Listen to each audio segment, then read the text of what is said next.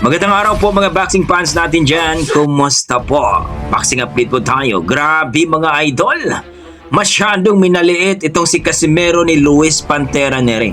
Ayon kay Luis Pantera Nery mga idol, sisiw at hindi daw ubra itong si Casimero sa kanya. Nakalaban na daw ni Nery ang isa sa mga napakalupit na boksingero.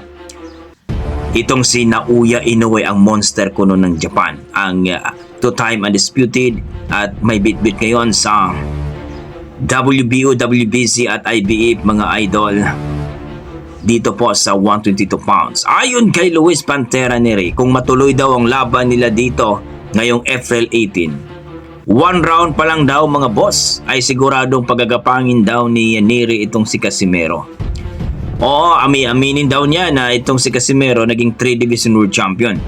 Pero wala pa daw napatunayan itong si Casimero dito sa 122 pounds. Kumbaga mga boss, hindi pa daw nag-champion itong si Casimero dito sa 122 pounds.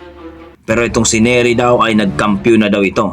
At ang kasalukuyang undisputed at may hawak ng titulo no, dito sa Super Bantamweight Division ay na-knockdown daw niya. So, si Naoya Inoue yan mga boss.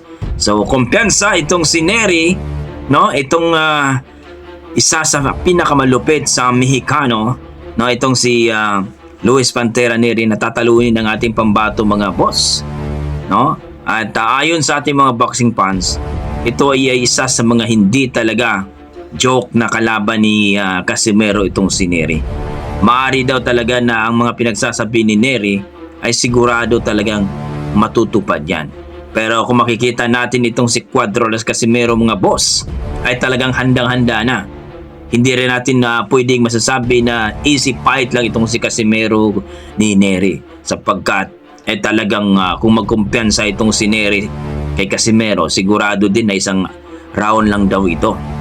So napakagandang bakbakan ito kung matuloy ito mga idol ngayong April 18. Ayon sa ating mga pinagkakatiwalaang source, ito yung susi daw ni Cuadrolas Casimero na mapalaban siya dito kay Naoya Inoue, no? At mapalaban talaga sa world title fight. So target daw ng promoter ni Casimero na maging 4 Division World Champion siya dito sa Super Bantamweight Division. So marami nagsasabi mga idol na kailangan talagang galingan at impresibo ang dapat na laban ni Casimero dito kay Luis Pantera Nery. Sabi ng mga boxing fans na paborito daw talaga itong si Nery ngayon. So medyo dihado ang ating pambato dito. Kaya ayon sa ating mga boxing fans, siguraduhin daw ni Casimero ang kanyang kondisyon at talunin itong si Nery via TKO daw mga idol.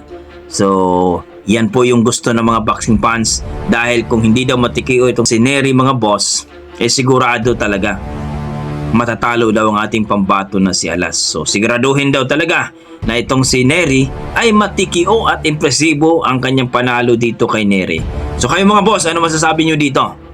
Easy fight lang ba itong si Casimero ni Nery? Dahil nagyabang itong si Nery na hindi daw uubra itong si Casimero sa kanya. So titingnan natin ngayong April 18 mga boss. Sa Kyrgyzstan ito mangyayari, kaya napakagandang bakbakan ito. Pero ayon sa ating mga boxing fans na siguruhin daw ni Casimero at Nery na makuha ang tamang timbang nila. Baka mamaya mag-overweight pa sila. So please comment down below mga idol kung ano po ang inyong mga opinion dito sa ating video. Maraming salamat. Ingat po kayo lagi. Oh shit!